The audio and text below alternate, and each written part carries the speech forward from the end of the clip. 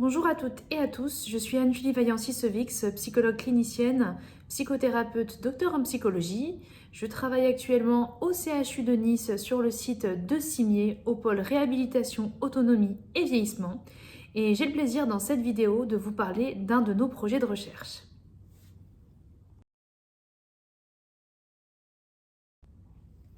Le projet de recherche en question s'intitule « Repérage de l'impact psychologique de l'actualité chez les résidents d'EHPAD et patients d'unités de soins de longue durée ». Ce qu'il faut savoir, c'est que ce projet, aujourd'hui, est arrivé à sa fin. Il est en cours de rédaction car on espère pouvoir communiquer autour de ce projet. Ça a déjà été le cas lors de congrès de gériatrie et de gérontologie, notamment à Paris, mais on espère, avec l'équipe du CHU de Nice, pouvoir réaliser dans les prochains mois, dans les prochaines semaines peut-être, une publication à ce sujet. Parlons maintenant quelque peu du contexte de cette étude. Comment est née cette étude et pourquoi cette idée-là nous est venue? Eh bien finalement, ces questionnements émanent du terrain. En effet, lors de discussions avec des médecins ou d'autres professionnels de la santé, avec des médecins coordinateurs, des médecins gériatres, eh bien souvent on entendait dire, depuis le Covid, il est vrai que l'actualité a un impact et a des répercussions sur les comportements, voire sur les émotions des personnes que l'on accompagne au quotidien. En effet, souvent, lorsqu'on va faire un soin de nursing ou lorsqu'on va faire un entretien en chambre avec un résident, il ou elle va aborder avec nous ces questions d'actualité qui vont finalement rappeler des souvenirs historiques, des faits potentiellement marquants, voire même psychotraumatiques, que la personne a pu vivre dans le passé. Nous nous sommes dit, effectivement, si l'on regarde un petit peu l'actualité des dernières années, des derniers mois, entre la crise sanitaire, le Covid, les annonces présidentielles, les conflits entre la Russie, l'Ukraine et maintenant la Palestine et Israël, il est vrai que tout cela pourrait en tout cas évoquer chez certaines personnes des situations angoissantes qui font appel à leur histoire de vie.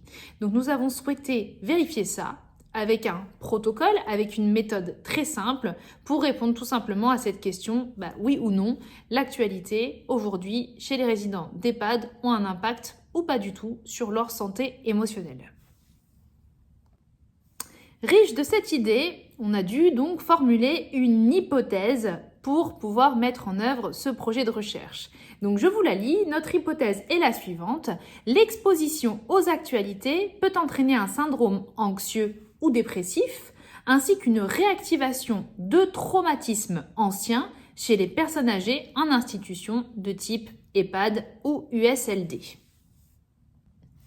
Donc notre étude était centrée autour de deux objectifs, le repérage des émotions en lien avec l'actualité et notamment l'anxiété, puisque ce qui nous intéressait dans le fond était de creuser autour du syndrome de stress post-traumatique qui est un trouble anxieux. Donc on est allé rechercher l'anxiété à l'aide d'une échelle d'évaluation de l'anxiété et puis également on est allé rechercher dans l'histoire de vie des personnes âgées s'il y avait oui ou non présence d'événements, on va dire, potentiellement traumatogènes que l'actualité des 24 derniers mois aurait pu réactiver. En ce qui concerne la méthode, elle était assez simple puisque s'agissant d'une étude pilote, le psychologue, donc gérontopsychologue, que ce soit moi ou mes collègues du CHU de Nice, nous avons pu nous rendre dans différents établissements et puis lors d'un entretien simple qui ne durait pas en général plus d'1 heure, on allait donc auprès de la personne pour poser des questions, recueillir des informations sur l'histoire de vie et donc faire passer nos échelles cliniques afin d'évaluer l'anxiété et la présence ou non de troubles de stress post-traumatique. C'est important de le signaler, il n'existe pas actuellement d'outils qui nous permettent d'évaluer la présence d'un trouble de stress post-traumatique chez une personne âgée. C'est-à-dire qu'il existe des outils pour diagnostiquer ou du moins pour repérer ce trouble chez l'enfant ou chez l'adulte, mais actuellement, nous n'avons aucun outil standardisé chez les personnes de plus de 65 ans en EHPAD. Il est important de rappeler la réglementation pour cette recherche clinique. Elle est passée par le comité d'éthique et de recherche de l'Université Côte d'Azur qui a pu émettre un avis favorable après de longues discussions sur ce projet de recherche. Nous avons pu inclure des résidents et des patients dans divers établissements, notamment au CHU de Nice, dans notre EHPAD USLD. Et je tiens à remercier tous les participants de cette étude et les équipes soignantes qui nous ont accompagnés, ainsi que les familles. Et c'est la même chose pour nos établissements partenaires, le groupe Domus Vie que l'on remercie énormément, ainsi que la Croix-Rouge russe à Nice pour son accueil. Alors le fonctionnement qui a été choisi pour ces études-là, donc c'était dans un premier temps de se rendre dans les établissements, de faire la connaissance des équipes qui nous ont aiguillés pour ensuite trouver des résidents et des patients qui accepteraient de participer à cette étude et qui correspondaient à nos critères. Et ensuite, la psychologue venait sur place afin de réaliser l'entretien semi-directif et de procéder à ces échelles d'évaluation. Et évidemment, à la fin, il y a toujours eu une période de restitution, donc en général auprès du psychologue de l'établissement, mais en tout cas, un lien a été fait pour que les informations puissent être données à l'ensemble de l'établissement. Il est également intéressant de se rendre compte des différents lieux d'inclusion. Nous avons pu inclure dans cette étude différents types d'établissements. Des établissements publics, des établissements privés, mais également des établissements associatifs. Notamment pour le privé, l'EHPAD La Villa des Sols Domus Vie, le Château de la Brague également Domus Vie, l'EHPAD Le Clos de Cimier et l'EHPAD Ancilla à Nice. Pour les établissements publics, évidemment, il s'agit du CHU de Nice et l'associatif avec l'EHPAD de la Croix-Rouge russe à Nice. Au total, pour parler maintenant un peu des participants, eh bien on retrouve dans cette étude 39 femmes pour 11 hommes. L'âge moyen est de 90,4 ans et le MMS moyen, vous savez ce score entre 0 et 30 qui nous donne une photographie à un moment donné de l'état cognitif de la personne âgée, eh bien il est à 22 sur 30. Pour les premiers résultats, voilà ce qu'on peut dire sur la population. 24 patients ou résidents sur 50 présentaient des signes d'anxiété. 26 patients sur 50 ont répondu positivement à la question « Pensez-vous que l'actualité des 24 derniers mois puisse avoir un effet sur votre humeur ?» Et puis pour finir, 3 patients sur 50, au final c'est très peu, présentaient des signes évocateurs du trouble de stress post-traumatique. Tentons maintenant de rentrer plus en détail dans ces résultats. Donc si l'on s'intéresse maintenant aux événements que l'on a questionnés, c'est-à-dire les événements potentiellement traumatiques, à valence émotionnelle très forte et négative que l'on retrouve dans l'histoire de vie des résidents de l'ensemble des établissements. Eh bien, pour 69% d'entre eux, il n'y a pas d'événements significatifs qui ont pu être rapportés. Alors cela est discutable, en effet. Est-ce que c'est vraiment le cas? Est-ce que sur un seul entretien clinique avec un psychologue, c'est possible pour une personne âgée de réussir à parler simplement et librement des traumatismes? Quelque chose que l'on n'évoquait pas facilement à l'époque? Je ne sais pas. Pour 16% d'entre eux, eh bien, ce sont des scènes de la Seconde Guerre mondiale qui vont être rapportées aux psychologues. Et puis ensuite, ça diminue puisqu'on est à 6% pour des expériences traumatiques lors de la guerre d'Algérie. Et puis on retrouve ensuite autour des 1 à 2% des expériences dans des camps de concentration et des expériences très importantes de famine. Nous avons également questionné les résidents et les patients des établissements autour de l'actualité et les événements marquants dans l'actualité qui ont pu être identifiés par les résidents. Eh bien, on retrouve en premier, pour 48%, le conflit entre la Russie et l'Ukraine. Par la suite, on retrouve une absence d'événements pour 24% des répondants. Et ce qui va ensuite inquiéter nos patients et nos résidents, ça va être la crise migratoire, le réchauffement climatique, les conflits, on va dire, sur la scène politique, les émeutes, puisqu'il y a eu quand même des situations d'émeutes assez compliquées en France, et l'insécurité au sens large dans le pays.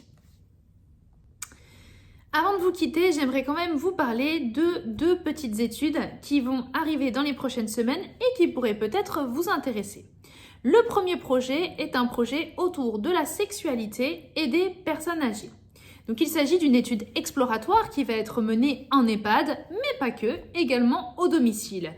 Il y a plusieurs objectifs, comme par exemple comprendre l'impact des idées reçues, ce que l'on peut appeler les croyances ou les stéréotypes sur la sexualité des personnes âgées, et connaître les besoins des personnes âgées en matière de santé sexuelle. Pour cela, un questionnaire sera donc fourni dans les prochaines semaines, soit par écrit, soit par tablette, soit grâce à un QR code que vous pourrez utiliser. Ce questionnaire sera anonyme. Il prendra pour la personne âgée environ 10 à 15 minutes pour être rempli et il va cibler surtout les personnes de plus de 65 ans, que ce soit des hommes, des femmes, comme je l'ai dit, en EHPAD ou à domicile. Évidemment, il y aura un consentement qui sera demandé dans ce questionnaire. Êtes-vous d'accord pour aborder cette question quand même intime de la sexualité? Et les participants ne doivent pas être victimes de la maladie d'Alzheimer ou d'une maladie apparentée qui dégrade trop leur fonctionnement cognitif et les mettent en échec face à cet exercice. Si vous êtes intéressé, je vous prie de revenir vers moi et dans quelques semaines, nous serons prêts à vous donner le QR code si vous le souhaitez ou sous un autre format, cette enquête à faire passer donc en EHPAD ou à domicile à des personnes qui souhaiteraient nous répondre.